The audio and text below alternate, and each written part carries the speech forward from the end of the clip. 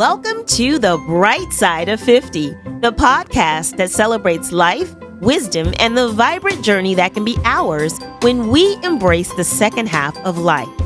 I am your host, Carla Palmer. Together, we will explore the stories, memorable experiences, and the teachable moments that make life after 50 truly incredible.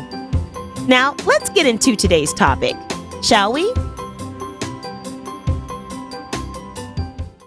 Hey, y'all. Hey, welcome to another episode of The Bright Side of 50 with Carla Palmer. Today, we're going to be talking about supporting others. Specifically, if you have the ability to support a single mom today. Coming from a single mom, my son is now 24, so I don't have the responsibility of taking care of him the way that I did before he turned 18. But I struggled as a single mom. And if it weren't for the support of wonderful people in my life, I'm not sure if I would be where I am today. When I look at the economy today, it makes me really sad for single moms. Some of them that I know personally are really going through it with the inflation and their income not really enough to match the inflation. So a lot of moms fall into what this thing is called middle moms, right? Middle moms is this term that means that you make too much money to qualify for public assistance, but you don't make enough money to really comfortably cover your basic needs and live, right? And I understand that because I've been there too. And I've also been on the level where I could receive public assistance. I did that when my son was born, the county, all the things. But I wanted to do this episode because I believe in giving. I am a giver. I consider myself a philanthropist because to me, philanthropy is time, talent, or money used to support others in need. And I do all of those things. And I wanted to talk about this specifically because it's a conversation. It's a topic that's near and dear to my heart. And I know that people aren't giving tithes and offerings to church like they used to for obvious reasons. The church right now, there's a lot of craziness, foolishness going on in the church. You see it all over social media. So I get why people aren't necessarily doing that old school way that we were raised to give tithes and offerings to the church. But I do believe that you should still give. And maybe you give in a way that is important to you. Maybe it's not giving to a local charity. Maybe it's not you giving to church, but maybe it's using that money that you would give to one of those entities to give to a person. Maybe you adopt a single mom. I adopted a couple single moms last year at the beginning of the school year because I wanted to support one of them with lunches for at least a little bit for her son. And it wasn't somebody that I knew. It was somebody that I got from a friend of a friend. And they don't have to know me. Like, I just got the Cash App and I trusted that the money was going to go where it needed to go. And then I helped another mom get some clothing items for her daughter. And I knew that mom very well. But it felt good to me because I know that they need the help because I was them. And so I want to encourage you. You can adopt a single mom today. Yes. I don't necessarily have any, to give you to adopt, but I know that you know somebody who knows somebody if you don't know anybody directly. So find them if this is something that's resonating with you. How can you help? Here are some ways that I have come up with that might be helpful, depending on your means and your ability. Maybe it's not a lot. Maybe it's a gas card. You could give a single mom a gas card. Y'all know gas is high. And if you could relieve that burden for a month, that would be nice. Even if you relieved it for a couple weeks, that would be nice. That would be helpful. So you could do that. You could give a gas card. You could buy lunch food for their children or their child for, the month or a couple months. Hey, if you got it, do it for the semester. So you could, if you know that person well enough and you know where they live, you tell them to give you a shopping list and you can go and get those items every week for them. Or if you trust that the money is going to go where they say it's going to go, tell them, hey, look, I want you to allocate these funds specifically for lunch food for your child because I know that this is brain food. It's going to help them be nourished physically and mentally when they go back from lunch to their classrooms. You know how important it is. And so you can say that you want this money specifically to go to that for their child or their children. You could also, hey sis, hey, I just wanted to take a moment to ask you, have you subscribed to The Bright Side of 50 with Carla Palmer? If you have not, could you please take a moment, if you like the podcast, take a moment now to hit the subscribe button so that you become a subscriber. Turn on your notifications so that you're notified when a new episode drops, okay? Also, follow me on Instagram. I am The Bright Side of 50 over there on Instagram too. Thank you so much. Now let you get back to the episode. You could also take dinner. Take dinner once a week for the single mom and their child, if you have capacity to do that. Or order dinner and send it over to them once a week. And that'll be really helpful. Maybe it's, hey, Wednesday nights, I want to make sure that you guys have food. And so I'm going to make it and bring it over, or I'm going to send food by way of, I don't know, Uber, DoorDash, whatever you want to do. So you could do that. You could also, like I said, purchase school clothes at the beginning of the year. That's really helpful. Or say, hey, I got you on the shoes for your kids for the beginning of the year.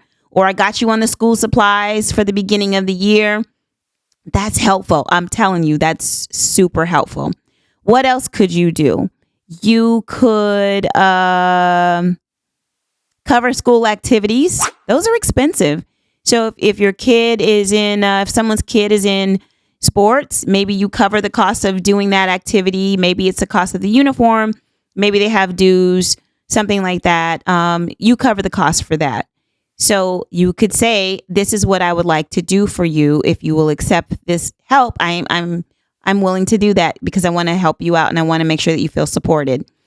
The other thing you could do, you could pay for tutoring if the kid is struggling somewhere in one of their subjects and they need extra outside help from what they're offering at school. I'm going to say that again. What they're offering at school, which in traditional public schools, it ain't much. They ain't offering much. They're offering a lot of homework. And as a single parent growing up, like with my son, whoo, child, the homework.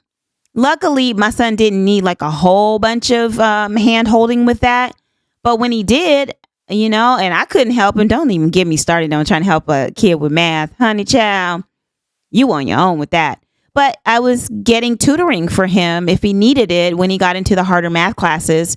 And he was good in math. He just needed some extra support. He probably needed some focus because he didn't like school, but he just needed some extra support. And I was able to take care of that. But it was expensive. And back then, tutoring was like $40 an hour. And I know it's way more than that now, but you can help with that. That will help alleviate some of the stress that parent is going through. And it's stressful when you helping a kid with homework and you already got your own stuff that you're going through at work, or maybe, with relationships with other people, whatever. You already got your own stuff. You have your own stuff as a single parent. And it's hard. It's hard. Like, I'm getting emotional just talking about it, because if I hadn't had the network that I had when my son was growing up, like I said, I don't know where I would be. And so if I can alleviate any sort of stress or financial difficulties, even a little bit, for another single mom, I am going to do that. So please adopt a single mom today. I think I had one more thing that was written down. A housekeeper. If you have the finances to support a mom with sending over a housekeeper bi-weekly, do that. Do that. That's going to help her tremendously, because we are also the housekeepers. We are also the chefs. We are also the chaperones. We are also the people who help with the homework. We're all the things, and we're parents, and kids aren't always on their best behavior, and it's stressful, right? And so you can give the mom the gift of a housekeeper and pay for that housekeeper every 2 weeks and see what it costs to have that housekeeper do some laundry. Or better yet, if you can't pay for the housekeeper, maybe you do the fluff and fold for the mom. Say, hey, you know what? I got you on the fluff and fold every 2 weeks. Take your stuff to the fluff and fold, drop it off, and tell me how much it costs, and I got you. That's how you help. That's how you step in and support and alleviate some of that stress and strain that comes with being a single parent. All right? Those are some ways Did I get them all?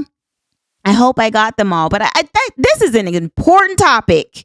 It's an important topic for you if you're a man listening to this. It's an important topic for you if you are another single mom who, has grown up your kids and you're doing well and you can now give back in that way. Do it. I'm saying it and I mean it, and I want you to do it. I want you to take action. People need us now more than ever. I know that was a saying that we had in the pandemic. People need us now. Single moms need us. Single moms need our support. And some of these single moms are still paying back student loans. Like, think about that. They didn't have their loans forgiven yet by Biden. All right. And I'm not getting into politics. I just said his name because he's the one that's making these student loans go away for a lot of people. But there are single moms who still have student loans. Then they got mortgages and rent. They got stuff, y'all. We need help as single moms. So get in there, get out there, find one. Like I said, if you don't know one personally, ask a friend of yours to recommend somebody, and make sure it's somebody that really needs the help.